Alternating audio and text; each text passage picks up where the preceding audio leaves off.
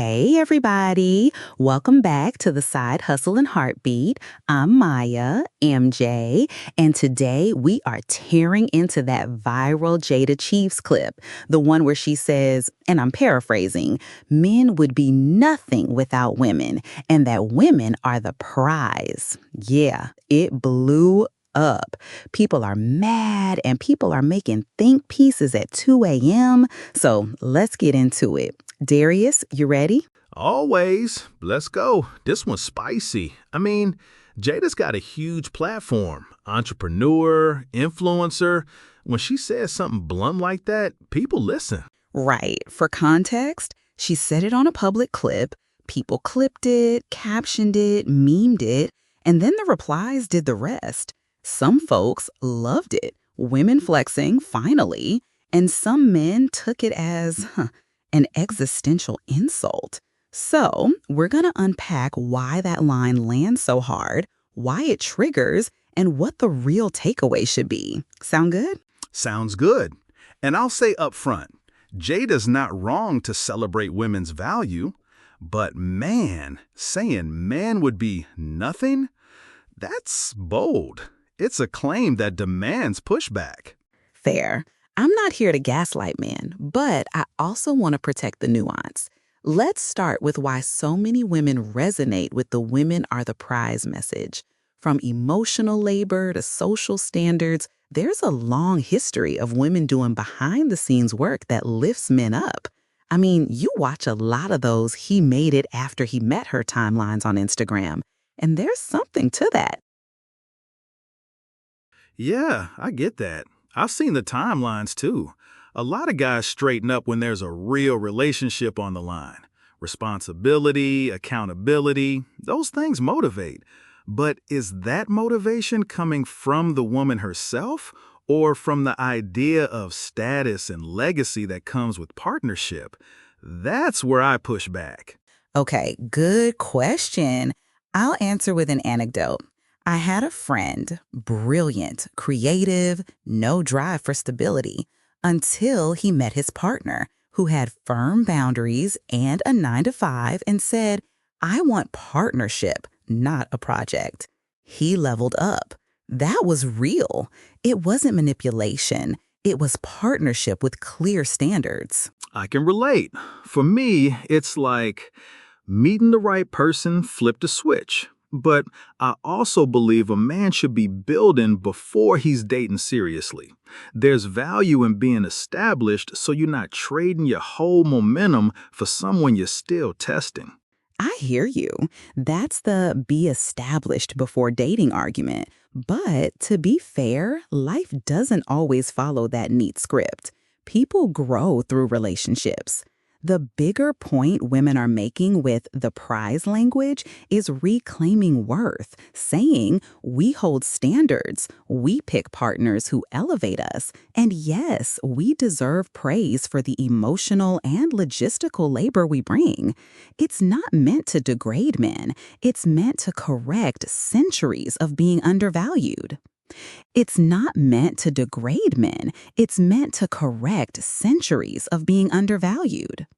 Sure, but words matter. Saying men would be nothing sounds extreme.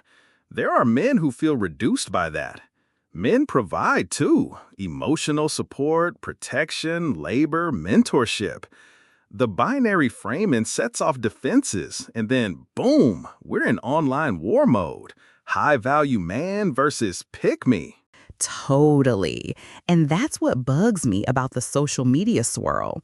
It often turns sincere truth-telling into performance, trophies, transactional praise, and clout. But can we agree on this? Acknowledging women as the prize doesn't have to mean men are worthless. It can mean women set standards. Women are pivotal both emotionally and practically. And yes, sometimes men's momentum is boosted by having a partner who believes in them. I can agree to that. Let me push one thing further.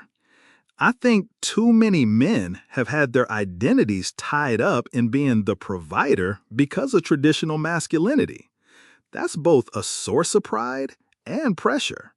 If society says you're only valuable if you provide, then hearing you'll be nothing without women hits like a Absolutely. And that's the heart of the tension.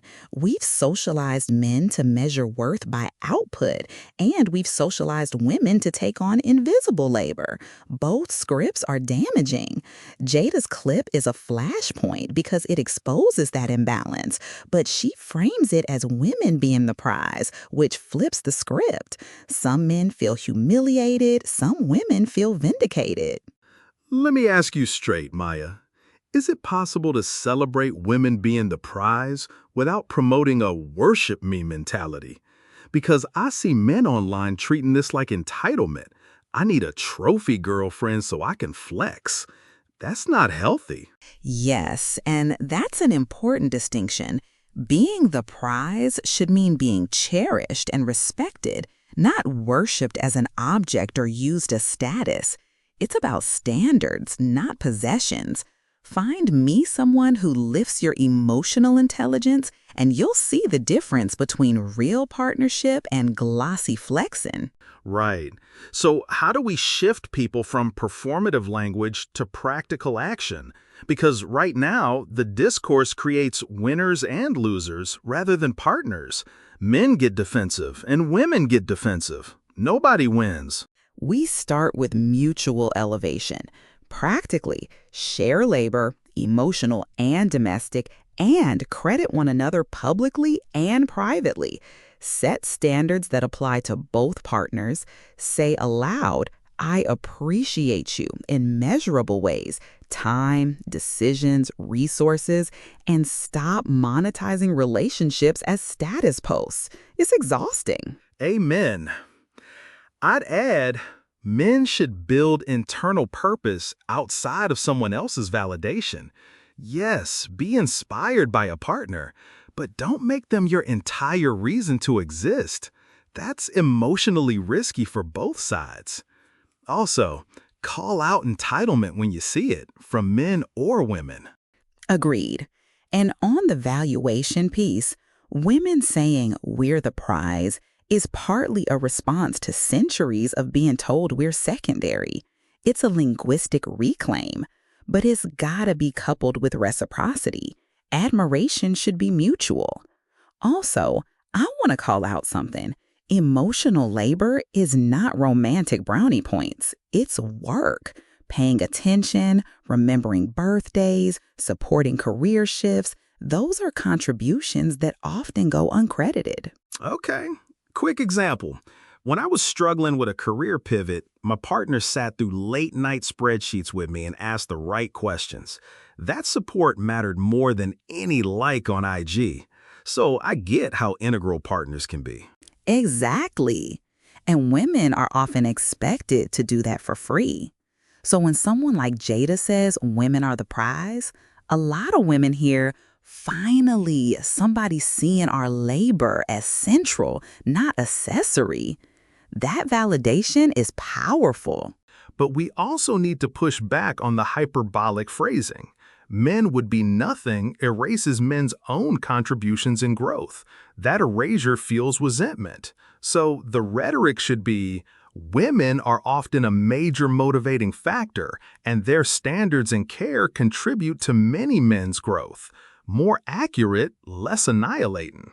Yes, that's a great reframe. And part of the fix is language plus practice. Stop saying prize like a trophy and start calling each other partners, co-architects, teammates. Celebrate support publicly, but also show it quietly. Hold standards, but provide grace for real human complexity. Let me play devil's advocate for 2 seconds.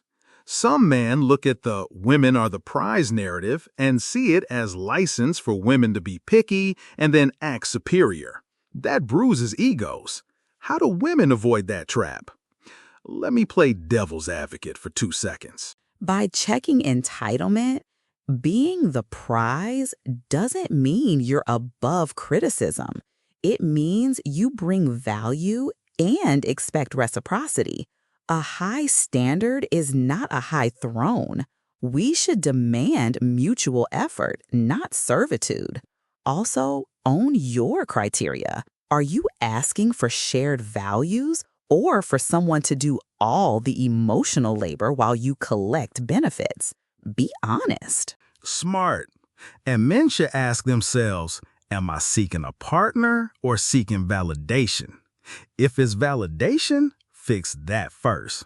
If it's partnership, show it through action, consistency, communication, and contribution.